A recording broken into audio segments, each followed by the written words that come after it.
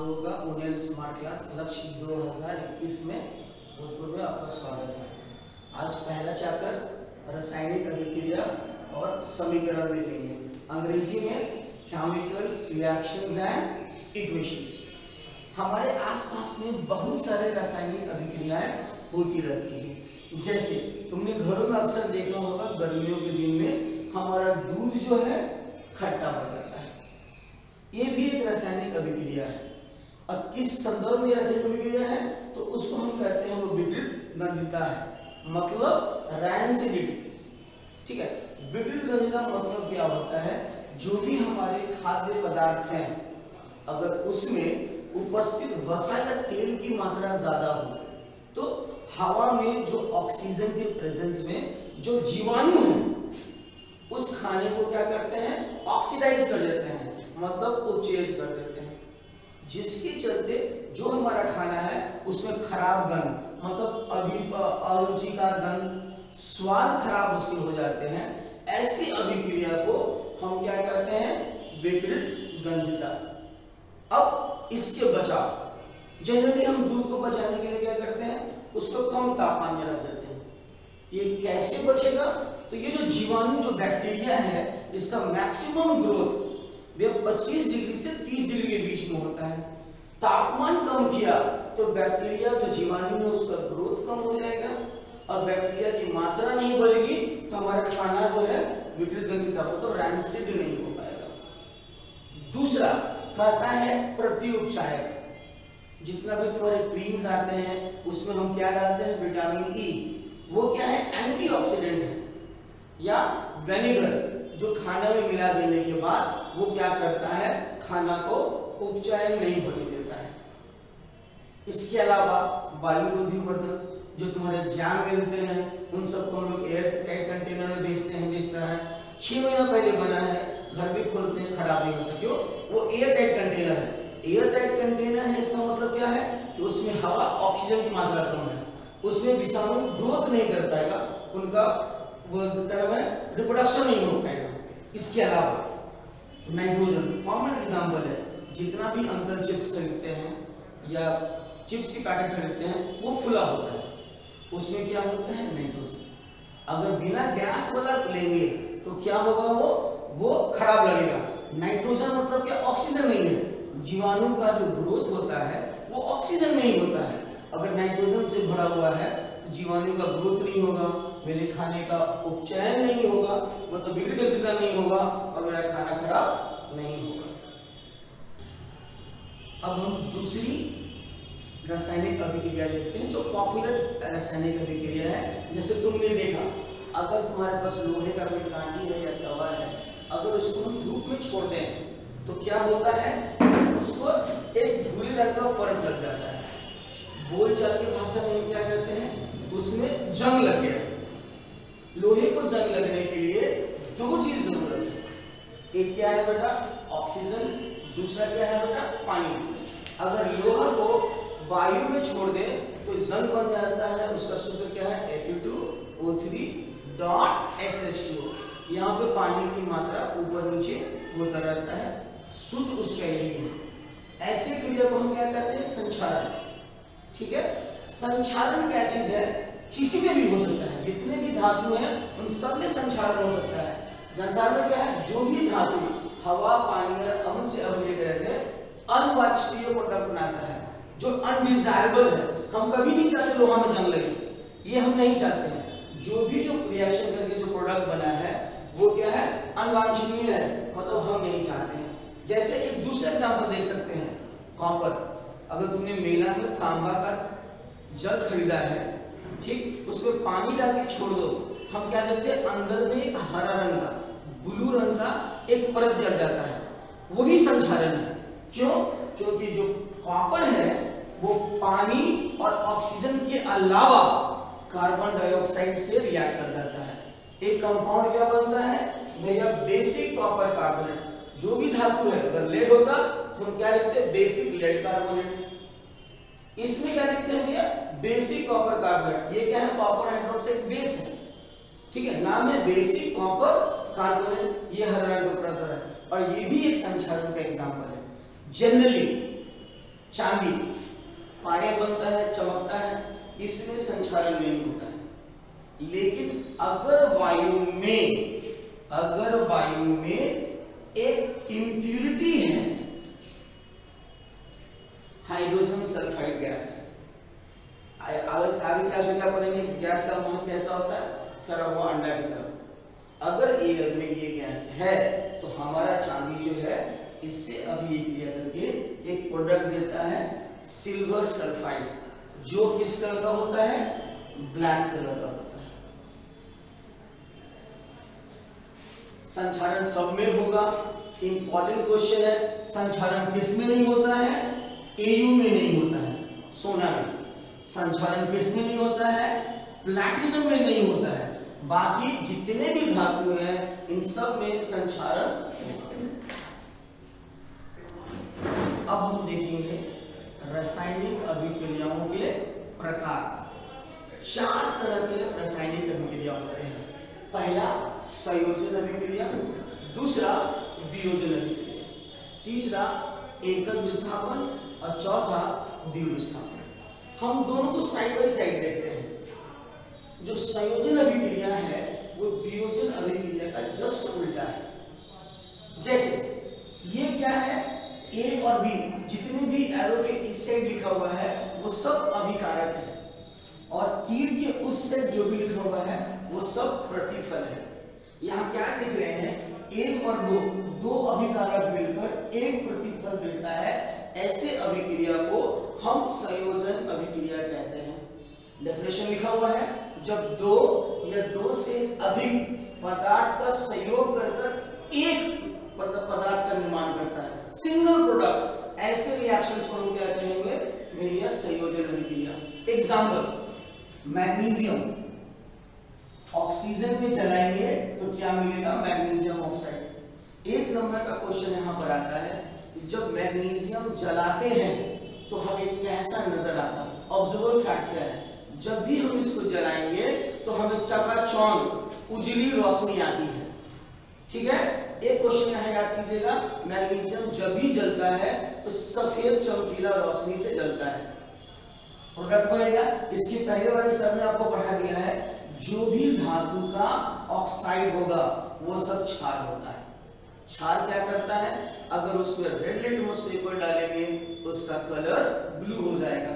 दूसरा, ये जितने भी अभिक्रिया मैंने चलाया बहुत ज्यादा गर्मी निकला, ऐसे अभिक्रिया को ये संयोजन अभिक्रिया के साथ साथ ऊष्माक्षेपी अभिक्रिया भी है।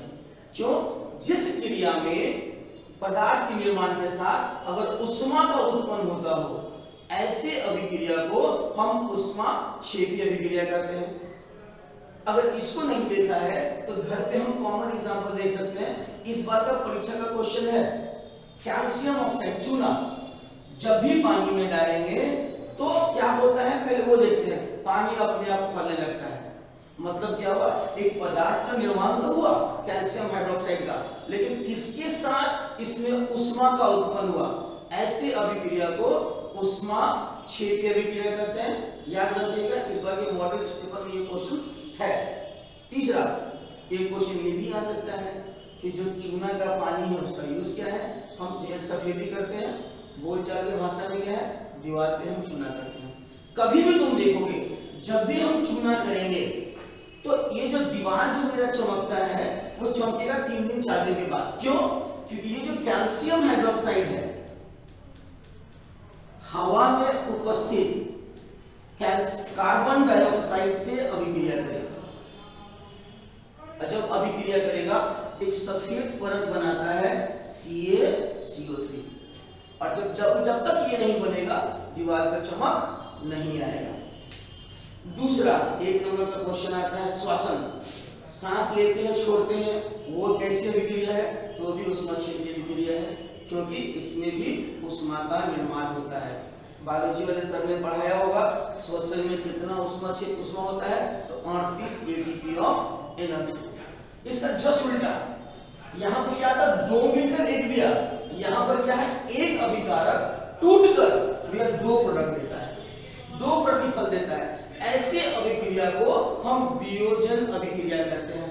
डेफिनेशन देख लो, एक पदार्थ टूटकर दो या दो से अधिक पदार्थ का निर्माण करता हो तो वो क्या होगा, वियोजन अभिक्रिया। जैसे कैल्शियम कार्बोनेट, ठीक है, इसको संगोधन भी करते हैं, हमारे घर में स्कूल में पढ़ा हुआ चौक, उसका सूत्र भी यही है। जब भी इसको गर्म करें, किसी भी चीज को गर्म करो बेटा, जो यहाँ पर धातु होगा उसका ऑक्साइड मिलेगा। यहाँ पर अगर इक्वेशन हम बदल लें, अगर हम यहाँ पर ZnCO3 लिखें तो क्या मिलेगा, जिंक है तो जिंक का ऑक्साइड ही मिलेगा। जैसे कैल्शियम कार्बोनेट था तो कैल्शियम का ऑक्साइड मिला। रटने वाली चीज क्या है, अगर ये CO3 है तो उस साइड हमें क्या मिलेगा, CO3। मैंने उदाहरण बदलते जाए, अगर कार्बोनेट है किसी भी चीज को गर्म करेंगे तो उसका ऑक्साइड मिलेगा। ये जो वियोजन हम कर रहे हैं वो किससे कर रहे हैं, ऊष्मा से। वियोजन बहुत तरह से हो सकता है, बिजली से भी हो सकता है, सूरज की रोशनी से भी हो सकता है। अभी जो हम देख रहे हैं ऊष्मा से देख रहे हैं, ये ऊष्मा का वियोजन अभिक्रिया है। दूसरा एग्जांपल देखते हैं, फेरस सल्फेट हरा कलर का होता है, गर्म करेंगे, अभी बताया आयरन का ऑक्साइड मिलेगा। ठीक, अगर ये SO3 होता, अभी बताया CO3 तो CO2 मिला, अगर ये SO3 होता ये भी SO2 देता। इसमें याद क्या करना है, एक एक्स्ट्रा मिलेगा, वो क्या मिलेगा, SO3। ठीक है, इसमें एक क्वेश्चन ये भी आ सकता है कि ऐसा कौन सा कंपाउंड है जिसको गर्म करने पे सल्फर के जलने जैसा गैस आता है, वो क्या है, फेरस सल्फेट। सल्फर से जलने वाला गैस क्या है, SO2। यहाँ पर जो ये गैस है ये सब क्या है, अम्लीय है। अगर पानी में घोल देंगे तो अम्ल बनाएगा, और ये क्या करेगा, ब्लू लिटमस को रेड में कन्वर्ट कर देगा। अब हमने हीट से देख लिया, अगर हम इसको देखें विद्युत से, बिजली से भी जो पदार्थ है जो अभिकारक है वो दो भागों में टूट जाएगा, जैसे पानी। सिंपल से क्या है कि पानी को H2 और O में मान लिख लिया फॉर्मूला। अगर इसको तोड़ना है तो दो भाग में टूट गया, आगे वाला पॉजिटिव, पीछे वाला नेगेटिव। जो पॉजिटिव गैस है, परीक्षा में क्वेश्चन क्या आता है कि भैया कैथोड पे कौन सा गैस मिलेगा, याद रखिएगा हाइड्रोजन। एनोड पे कौन सा गैस मिलेगा, ऑक्सीजन। और एक क्वेश्चन ये भी आता है जो गैस उत्पन्न होता है उनके रेशियो क्या है, याद रखिएगा इनका रेशियो क्या है, 2:1। अगर हम हाइड्रोजन टू ऑक्सीजन पूछें, अगर क्वेश्चन आ जाए ऑक्सीजन टू हाइड्रोजन, ये हो जाएगा 1:2। अक्सर क्वेश्चन खाली हाइड्रोजन टू ऑक्सीजन आता है, वो क्या है, 2:1। वियोजन भैया प्रकाश से भी होता है, किसमें होता है, चांदी के सॉल्ट में। चांदी का जितना भी सॉल्ट होगा, लवण होगा, उन सब को हम लोग भूरे बोतल में रखते हैं। अगर सफेद बोतल में रख दिया वो अपने आप टूटकर चांदी और एक आपको रेडिश ब्राउन का नाम ग्रीनिश येलो कलर का गैस दे देगा, क्लोरीन। इन दोनों का अभिक्रिया को छोड़ दें तो हम यहाँ पर आते हैं तो क्या देख रहे हैं, क्रिया दो तरह का हो सकता है, एक एकल विस्थापन, दूसरा क्या है, द्विविस्थापन। एकल विस्थापन में क्या याद करना है कि जो रिएक्टिव मेटल है वही लेस रिएक्टिव मेटल को डिस्प्लेस कर सकता है। जैसे सर ने ACPS में पढ़ाया होगा, potassium, sodium, calcium, magnesium, aluminium, zinc, iron, lead, hydrogen, copper, Hg, Ag, Au, Pb। यहाँ पे हमने सल्फ्यूरिक एसिड लिया है, ठीक। सल्फ्यूरिक एसिड हाइड्रोजन से ऊपर में है जिंक, इसलिए जिंक जो है सल्फ्यूरिक अम्ल से हाइड्रोजन का हटा सकता है, विस्थापन कर सकता है। सिंपल सा लिख सकते हैं, जिंक है पॉजिटिव नेगेटिव, ये इसके साथ जुटेगा, क्या देगा, ZnSO4। और क्या मिला, हाइड्रोजन। एक क्वेश्चन परीक्षा में आता है, हाइड्रोजन गैस को पहचानेंगे कैसे। इस गैस को जब भी आग लगाएंगे ये पॉप साउंड से जलेगा और ये हाइड्रोजन का पहचान है। दूसरा ये क्वेश्चन आता है, आयरन, इसको हम ब्लैक कलर कह सकते हैं। कॉपर का जो भी सॉल्ट होगा वो सब ब्लू होगा, आयरन का सॉल्ट ग्रीन हरा और कॉपर ब्राउन। इस केस में एक क्वेश्चन आता है कि अगर लोहे की कील हमने blue colour copper sulphate solution में डाल दिया तो तुम्हें क्या नजर आएगा? यहाँ क्या देख रहे हैं? ब्लू कलर का जो सोल्यूशन है वो ग्रीन कलर में कन्वर्ट कर जा रहा है। क्यों कर जा रहा है? क्योंकि आयरन जो है कॉपर से रिएक्टिव है, इसलिए वो कॉपर को डिस्प्लेस कर दिया। कंपाउंड क्या बना? FeSO4, साथ में ब्राउन डिपॉजिट हमें कॉपर मिलेगा। दूसरा रिएक्शन देखते हैं द्वीप विस्थापन। द्वीप विस्थापन में क्या है? कुछ नहीं करना है, सिंपल है। यहाँ पे एक कंपाउंड है, एक पॉजिटिव नेगेटिव, ये पॉजिटिव नेगेटिव। ये वाला जो पॉजिटिव है उसके नेगेटिव से दोस्ती कर लेगा और इसको लिखेंगे क्या? पहले पॉजिटिव लिखते हैं A + B AD, और दूसरा क्या? यहाँ पर B + C में लिखेंगे, पॉजिटिव पहले, ठीक है? तो क्या लिखेंगे? C + B। कोई दिक्कत नहीं है। इसमें क्या है? डेफिनेशन में अपने आयनों की अदला बदली करता है। एक सॉल्ट मेरे पास है, मैं तुम्हारे लेकर आया हूं। ये जो सॉल्ट है वो क्या है? Lead nitrate. ये जो सॉल्ट है जो लेकर आया वो क्या है? सॉल्ट है लेड नाइट्रेट। फार्मूला क्या है? PbNO3। दूसरा सॉल्ट मैंने क्या लिया? Potassium iodide. दोनों का कलर व्हाइट है। ये दोनों चीज पानी में सॉल्युबल है। दुनिया का जो भी पोटेशियम का सॉल्ट हो या दुनिया का जो भी नाइट्रेट हो, ये दोनों सॉल्ट क्या है? They are soluble in water. अगर हम घुलेंगे, जैसे नमक घुल जाता है वैसे ये घुल जाएगा। एक क्वेश्चन परीक्षा में क्या आता है कि अगर हम इन दोनों को मिलाएं तो तुमको दिखलाई क्या देगा? तो कहता है कि अगर हम इसमें की लिक्विड को इसमें डालेंगे तो मुझे क्या मिलेगा? पीला अवक्षेप मिलेगा। क्या मिलेगा? पीला अवक्षेप। तो ये रिएक्शन एक अवक्षेपण रिएक्टिव क्रिया भी है। ऐसी क्रिया में जहां पे दो सॉल्युबल प्रोडक्ट मिलकर एक ऐसा निर्माण करे जो पानी में नहीं घुलता हो, उसे हम अवक्षेपण अभिक्रिया कहते हैं। रिडक्शन देखिए, ऑक्सीडेशन रिडक्शन मतलब क्या होता है? उपचयन और अपचयन। उपचयन क्या चीज है? कहता है किसी भी रासायनिक अभिक्रिया में जिसमें ऑक्सीजन का संयोग या फिर उसमें से हाइड्रोजन हट जाए, हाथ से हो, उसे क्या करते हैं? ऑक्सीडेशन। फॉर एग्जांपल इसको देखो, अगर हम देखते हैं इसमें क्या चीज है? हाइड्रोजन को ऑक्सीजन के साथ जोड़ दिया तो पानी मिला। हम यहां से यहां अगर कंसीडर करें तो हम क्या देख रहे हैं? यहाँ पर हाइड्रोजन में ऑक्सीजन नहीं है, यहाँ ऑक्सीजन जुड़ गया, इसलिए ऐसे रिएक्शन को हम ऑक्सीडेशन कहेंगे। दूसरा, हम पर यहाँ से यहाँ देखें, यहाँ पर हाइड्रोजन सल्फर साथ में है, सल्फर अलग हो गया। यहाँ पे क्या है? Removal of hydrogen. तो ये भी क्या हो जाएगा? ऑक्सीडेशन। या तो ऑक्सीजन का जुड़ना या हाइड्रोजन का हटना, तो इसको क्या कहते हैं? ऑक्सीडेशन या उपचयन।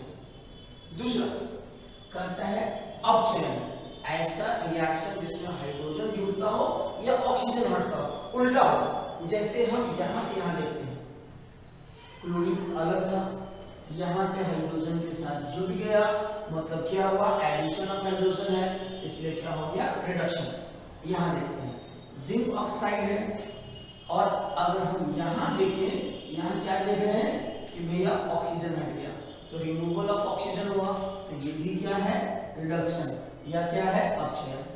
कोई भी ऑक्सीडेशन रिडक्शन जनरली साथ में होता है। ऐसे रिएक्शन को क्या कहते हैं? Redox reaction. देखो, रिडक्शन से री ले लिया और ऑक्सीडेशन से ऑक्स ले लिया, दोनों रिएक्शन को मिला दिया, ये क्या हो गया? रिडक्शन। अब देखो, एक इक्वेशन यहाँ पर है, copper oxide plus hydrogen gives copper plus water. Copper oxide से कॉपर बना, ये क्या चीज है? ऑक्सीजन हटा, इसलिए क्या है? रिडक्शन। दूसरा, यहाँ पर हाइड्रोजन में क्या जुड़ गया? ऑक्सीडेशन, तो ये क्या चीज है भैया? ऑक्सीडेशन। तो ऐसे रिएक्शंस में जहां पर रिडक्शन भी होता हो, ऑक्सीडेशन भी होता हो, उसे हम लोग क्या कहते हैं भैया? Redox reaction. क्लियर है? क्लियर है? अब अगर हम अंग्रेजी में समझ में नहीं आया तो ये कह सकते हैं जिस अभिक्रिया में उपचयन हो और जिस क्रिया में अपचयन हो, अपचयन और उपचयन दोनों हो, ऐसे अभिक्रिया को हम रिडॉक्स अभिक्रिया कहते हैं। जितना भी रासायनिक अभिक्रिया है उनको हम रासायनिक समीकरण द्वारा दर्शा सकते हैं। रासायनिक अभिक्रिया क्या चीज है? एक प्रत्यात्मक निरूपण को रासायनिक समीकरण कहते हैं। ये हमेशा संतुलित होना चाहिए। क्या चीज? Law of conservation of mass के हिसाब से, मतलब द्रव्यमान संरक्षण सिद्धांत के अनुसार। जैसे मान लिया जाए कि नॉर्मल एक रिएक्शन लेते हैं हाइड्रोजन, अगर इसको हम ऑक्सीजन में जलाएंगे, इधर जो कुछ भी लिखते हैं वो सब अभिकारक है। हम जानते हैं कि अगर हाइड्रोजन को ऑक्सीजन में जलाएंगे तो ये क्या देगा? जल, पानी। ये अभी जितना पढ़ा है सब में ऐसे ही लिख के दिया था, लेकिन ये इंडिया में क्यों गलत है? क्यों गलत है? क्योंकि ये बैलेंस नहीं है। ठीक है, मतलब ये इसको बैलेंस करने के लिए हम क्या करेंगे, एक यहाँ पर हाइड्रोजन मान लीजिए, एक LHS का एक लिस्ट बना लिया, एक उधर RHS का लिस्ट बना लिया। हम यहाँ पर क्या देखेंगे, हाइड्रोजन 2 लिखा हुआ है तो 2 है, ऑक्सीजन कितना है? 2 है। इस साइड में देखते हैं हाइड्रोजन कितना है? 2, ऑक्सीजन कितना है? 1। अब इसको बैलेंस करेंगे। अगर यहाँ 2 है और वहां 2 है, ये बैलेंस। ऑक्सीजन को देखते हैं, ऑक्सीजन इस तरफ 2 है, वहां पर 1 है। बैलेंस करने के लिए हम कभी भी पीछे नहीं लिखेंगे, हम लोग जो कुछ भी हीरो की तरह जो करना होगा आगे से 2 लिखेंगे। बैलेंस हो गया। अब वापस मिलाएंगे, यहाँ पर हाइड्रोजन 2 है, लेकिन 2 मल्टीप्लाई बाय 2 ये 4 हो गया। इसका मतलब क्या हुआ कि हम इधर बैलेंस करेंगे। तो अब इसको 4 करने के लिए क्या करेंगे, इसको 2 से गुना कर देंगे।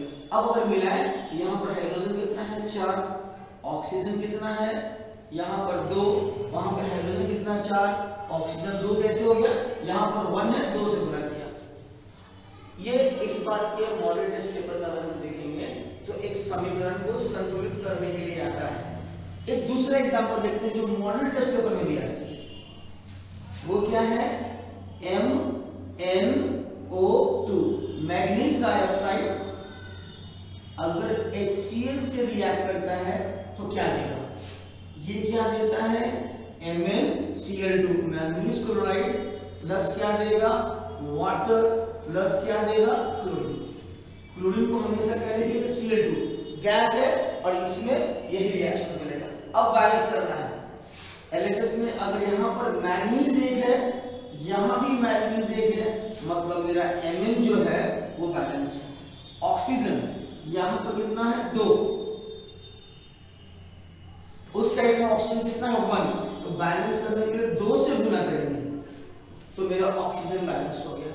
अब हाइड्रोजन में आते हैं, यहाँ पर हाइड्रोजन कितना है? 1, यहाँ पर हाइड्रोजन कितना है? 4, तो इसको हम क्या करेंगे? 4 से गुना कर देंगे तो मेरा यहाँ पर हाइड्रोजन भी बैलेंस हो गया। अब देखेंगे क्लोरीन, यहाँ पर क्लोरीन कितना है? 1 मल्टीप्लाइड बाय 4, यहाँ पर कितना है? 2, इसको 2 से गुना कर देंगे। मतलब अब हम मिलाकर देखेंगे तो ये लगभग सब बैलेंस है। एक और एग्जांपल देखते हैं जो इस बार के मॉडल टेस्ट पेपर में दिया हुआ है। वो क्या चीज है? तो ये कहता है barium chloride BaCl2 react with, एक क्वेश्चन है सल्फ्यूरिक एसिड। ठीक है, अगर आप ध्यान से देखिएगा तो शायद मैंने कुछ गलती किया। यहाँ पर क्या था? 4 HCl है, मैंने इसको नहीं किया। इसको भी देखना जरूरी है, कहां कहां क्लोरीन लिखा हुआ है। यहाँ पे क्लोरीन 2 है, यहाँ भी क्लोरीन 2 है, इसको गुना करने की जरूरत नहीं है। मतलब मैंने जो गलती किया वो देखिएगा ध्यान से, क्लोरीन वहीं नहीं है, जहां जहां लिखा है वो सारे टर्म्स को देखेंगे फिर जोड़ेंगे। अब इसको देखो, ये क्या देगा? ये इसके पहले ही बताया था, द्वितीय विस्थापन की तरह है। इसको हम इसके साथ क्या कर देंगे? पॉजिटिव नेगेटिव, क्या देगा? Barium sulphate. चिंता नहीं करना है, बोर्ड में ये लिखा मिलेगा। प्लस ये क्या देगा? तो ये क्या चीज है? पॉजिटिव पहले लिखेंगे, हाइड्रोजन को H, क्लोरीन को Cl। ये इक्वेशंस तुमको बोर्ड में मिलेगा लिखने के लिए। अब इसको बैलेंस करना है तो यहाँ पर बेरियम कितना है? 1, यहाँ पर बेरियम कितना है? 1, तो बेरियम बैलेंस है। यहाँ पे क्लोरीन कितना है? 2, यहाँ पे क्लोरीन एक ही बार लिखा हुआ है, इसलिए अब यहीं पे देखेंगे, पहली वाली गलती नहीं करेंगे, यहाँ 2 से गुना कर देंगे तो क्लोरीन भी मेरा बैलेंस हो गया। अब देखते हैं यहाँ पर हाइड्रोजन, हाइड्रोजन कितना है? यहाँ पे 2 मल्टीप्लाइड बाय, देखो हाइड्रोजन भी बैलेंस। अब देखते हैं सल्फर, सल्फर यहाँ पर 1, सल्फर 1, ऑक्सीजन 4, ऑक्सीजन 4। ये 2 इक्वेशंस इस बार के मॉडल टेस्ट पेपर में दिया है। तरीका मैंने समझा दिया। बैलेंसिंग कुछ नहीं है, बिल्कुल तराजू की तरह है, जिधर कम होगा उधर बढ़ा देना है और उसको बराबर कर देना है। धन्यवाद दोस्तों।